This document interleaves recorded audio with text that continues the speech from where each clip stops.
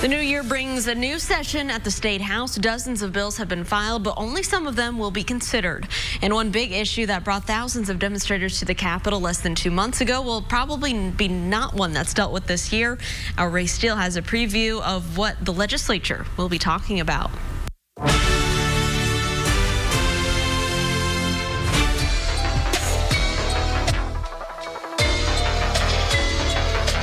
Tell the whole truth.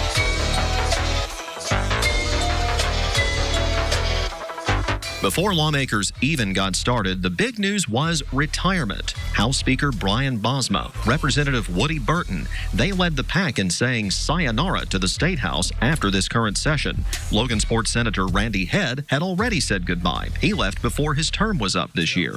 It is a short session. There are no budgets to talk about, and the focus for lawmakers is the legislative equivalent of the Double Gold Challenge. Get in the session with as little controversy as possible and get out so they can focus on winning the big championship, re-election this November. That doesn't mean there will be no activity at all, but one thing that is not likely to happen is a pay raise for teachers. Back in November, 15,000 educators rallied outside and inside the State House for higher pay now, not when Governor Holcomb wants to do it, which is the 2021 session when the budget will be back on the table. The governor and legislative Republicans have said teacher pay will not be talked about between now and the middle of March when lawmakers wrap up their work. The question is, will that mean teachers leaving the classroom to come back to the Capitol? Or will their next action day be Election Day?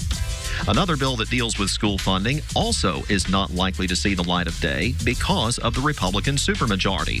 Democratic Senator J.D. Ford wants to bar schools that discriminate against any student, teacher, or staff member from getting money from the state.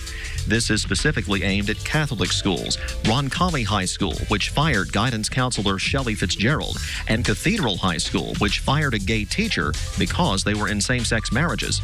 Ford introduced this same bill last year, but it didn't even get a hearing.